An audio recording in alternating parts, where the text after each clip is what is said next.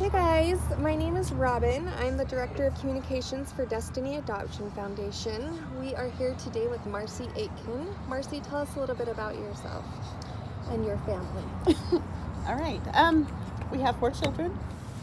All of them are adopted. Dakota is our oldest. He's the founder of Destiny Adoption.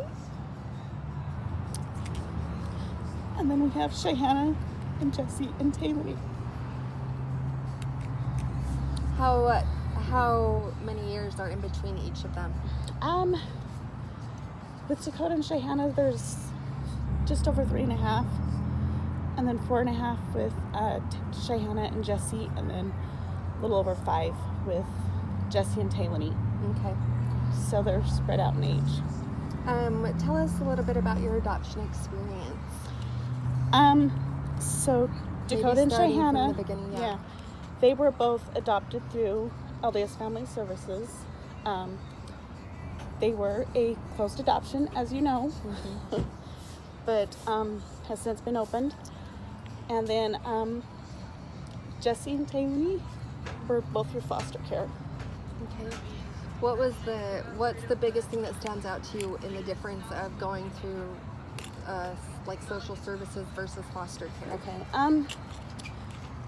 I think really when you're going through LDS Family Services or an adoption agency, that birth mother is deciding to place her child for adoption because she knows that she can't take care of the baby or whatever.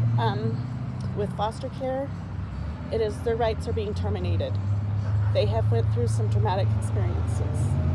So there's a lot more, there's the same amount of emotion, but just a different type of emotion that's involved. When you take a child you're adopting through foster care, you need to be their advocate.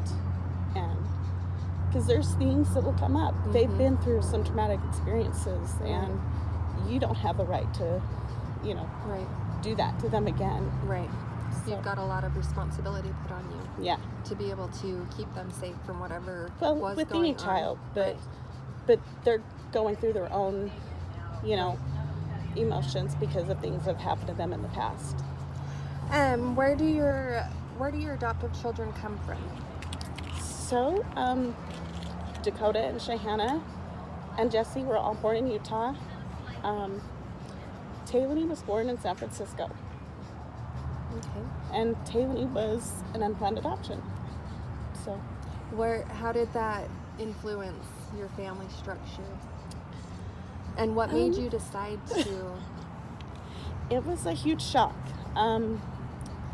Jesse and Taylor share the same birth mom. Okay. So we just received a call one evening from a caseworker in San Francisco telling us that Jesse's birth mother had given birth 6 weeks prior to a baby girl, and she was taken away at birth. She was born fully addicted to drugs, and she had a lot of health issues, and they really felt like that was going to follow her throughout. They also felt that she would be delayed in some aspects. They asked us if we would be willing to adopt her because she was Jesse's half-sister. So that was a big component. Yeah, and that's why they contacted us. We ultimately just said okay. What made you decide to choose adoption, you and your husband, to begin with? Just in general. If we wanted to have kids, that was what we had to do. We were trying to get pregnant the old-fashioned way, and it wasn't working. And we went in to see, just their primary doctor. They put me on fertility pills and figured, you'll be back in here in a couple months pregnant because my dad was a twin, I was a twin. And so they kind of thought, okay, it was just going to happen. Just a little fluke thing, it's not happening. And it just never happened. And so they put me on higher dose, and it still never happened. So I went to an infertility specialist, and finally the specialist just said, you know what, I can't give you a concrete reason why, but I think this is your only chance if you do in vitro. And that was 25 years ago. And in vitro was not a real it was just starting to come out then. So they really didn't feel like that was... So you did try that? No, we did not. They did not feel like that was what we should do, and it was $40,000. Right. You know, and yeah, we couldn't do that. Yeah. Did you guys pray about it a lot, or did you just both have this understanding that you guys were going to adopt? We prayed about it quite a bit. I was a lot more open to it in the beginning.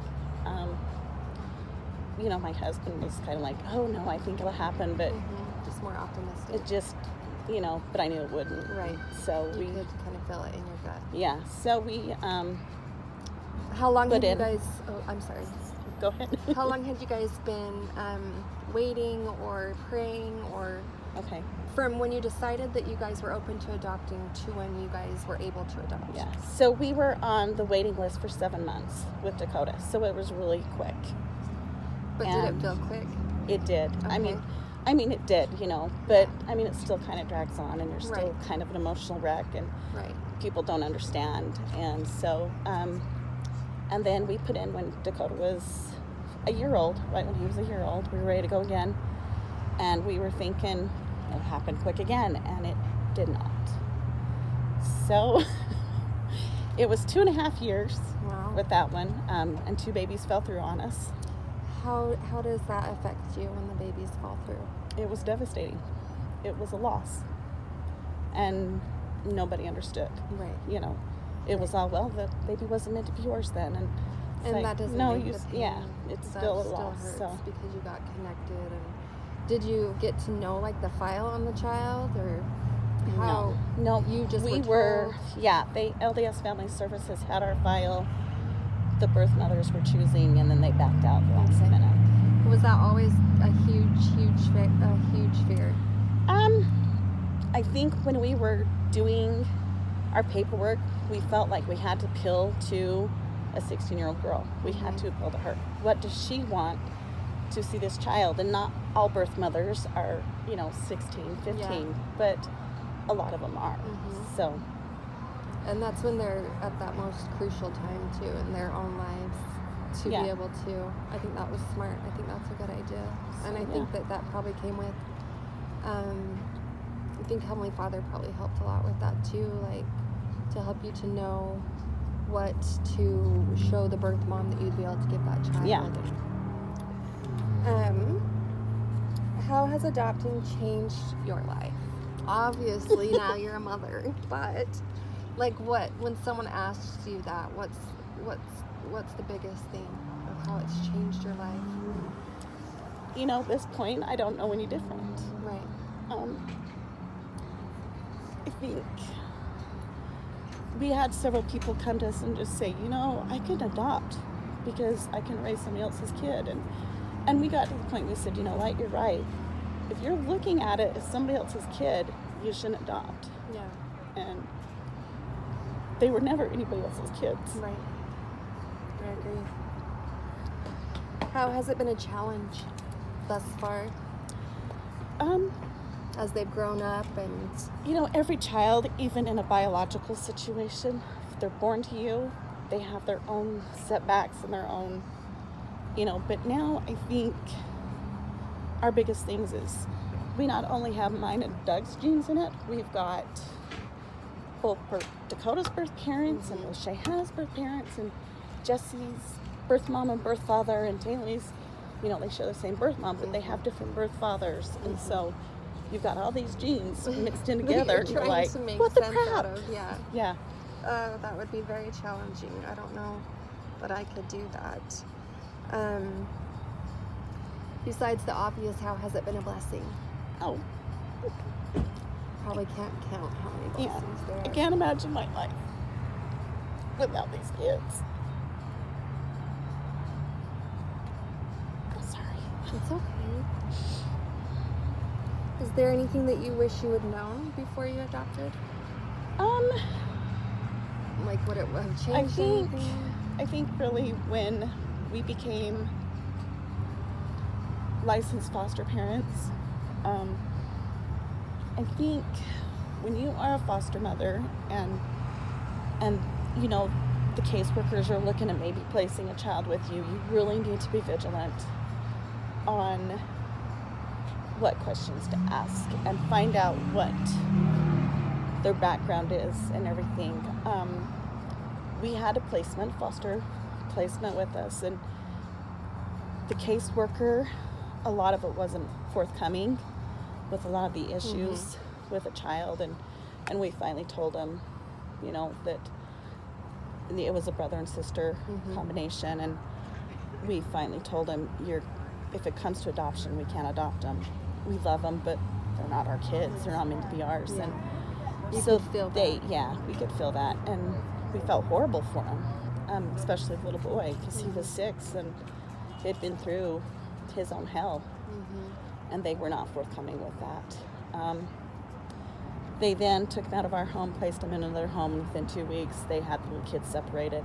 Oh, really? Because they just realized then that there was more issues that they weren't. And maybe that was best for I think that it was. situation at We that learned, time. and we learned a lot, and then it wasn't too long after that because I'd basically said no more, and then they called and said, well, you just do infants, and that's how we got our son, Jesse. Do you see a difference in relationships between the siblings that were fostered and the siblings that were adopted through LDS Social Services, or? So since the 2 youngest are the only 2 that are, biologically related, Jesse probably picks on her more. But if you do anything to her, you're dead meat. I mean, he's just not going to tolerate it. He's very, protective of her, but, he can be mean, but, But so, that's his baby sister. Yeah, you don't touch her, so. Do you feel like there's a connection, though, between the 4 of them? Yeah, I do. They know that they're siblings and that they're supposed to be in this family together. And that's all they've ever known, so, yeah, I think they do. What advice would you give to prospective adoptive parents? Go into it open-minded. You're going to learn a lot along the way, and you can handle more than what you think you can. We've had a few things come up after we got Jesse's adoption finalized, and we had taken Taylor at the time, and I remember saying, I cannot deal with a child with fetal alcohol syndrome. I just couldn't do it. But look at you now. Yeah, I have 2 of them with that, and so it was. And you've done an amazing job, if I can Thanks. just add my 2 cents. Is there anything that you would change? Nope. Nothing about the process or anything that you think might have been more? I think make it more affordable for agencies to adopt through an agency. That's where, because it's just not affordable for a lot of families out there. I see. What is your greatest go-to stress reliever? Diet Pepsi. Yes, I knew you were going to say that. And HGTV. That's how you survive, huh? It is. Before we wrap this up, when you're thinking back on your life, how do you feel connected to your husband with all of this? We were married, so we've been married for 26 years, and I think literally going through the infertility and that is what saved us, is what made our marriage work, because we didn't know each other that long when we got married. And so I think you guys grew together through all of this. Because there was, our families had no idea what infertility was like. They're all fertile myrtles, and we are not. So, yeah. Is there anything you wanted to say to your kiddos if they're watching this? You're so mean. You knew that. I love you. I'm so thankful you're mine. Thank you, Marcie. Thanks. For taking your time and for doing this interview so that we can grow this foundation, and it takes your experience and everyone else's to be able to make this work and to make these babies possible. Yep. So, thank you so much.